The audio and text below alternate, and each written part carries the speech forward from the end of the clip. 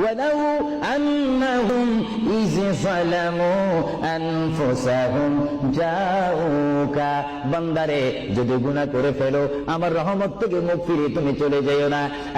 বান্দা, আকাশ পরিমাণ যদি গুনাহ করো, পাতাল পরিমাণ যদি গুনাহ করো, সাগরের পানি পরিমাণ যদি গুনাহ করো, পাহাড় তুলনায় যদি তুমি গুনাহ করো, আমার দরবার থেকে তুমি নিরাশ হইও না।